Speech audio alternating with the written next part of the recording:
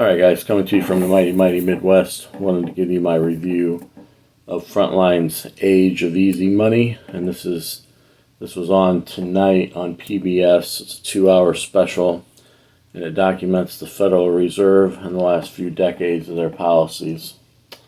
And I just wanted to touch base on central banking. And central banking is actually an idea that Karl Marx, who wrote the Communist Manifesto, he actually loved and fantasized the idea where a government could create an exclusive monopoly through credit expansion versus how our country's currency system was set up to be backed by gold and silver that cannot be increased at will. So, if you don't know, now you know that central banking is an idea of the communists in the Communist Manifesto. So the Federal Reserve Act was passed in 1913. However, the idea was drummed up in 1907 in a private meeting of congressmen and bankers on Jekyll Island, a rich island for people that had money to play with. And they concocted this dream, and it soon became reality. And it was passed into law. However, I disagree. One thing that was talked about, one of Biden's aides was asked what their thoughts of the Federal Reserve's actions were.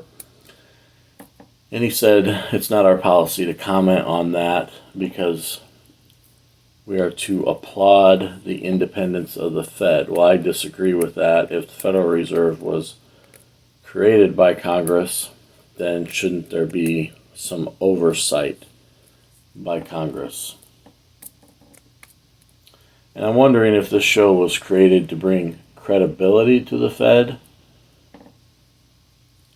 in the fact that maybe the banking crisis was where Silicon Valley Bank and Signature Bank was concocted, and then they're going to say, oh, look at us, we're stepping in to make the Fed look better?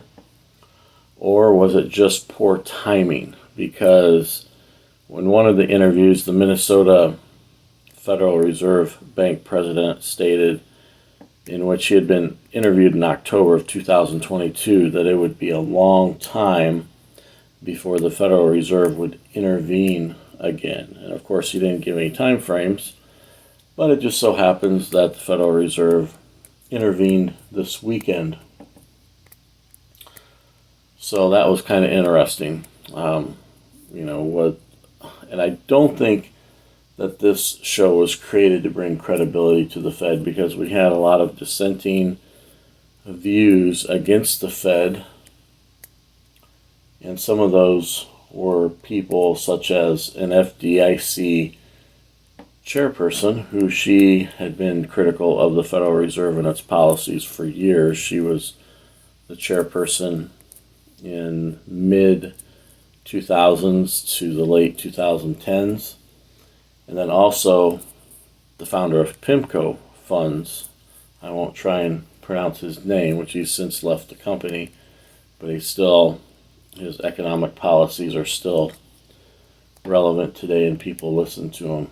And even a Democrat, Elizabeth Warren, showed some footage of her being critical of the Federal Reserve and its policies and railing with questions on Capitol Hill. So I don't think that this was designed as a piece that was trying to bring credibility to the Federal Reserve. I think that Frontline did an excellent job in realizing that people are upset with the Federal Reserve and their policies from going back years back, and that we need to have a national discussion about the policies and what we do going forward.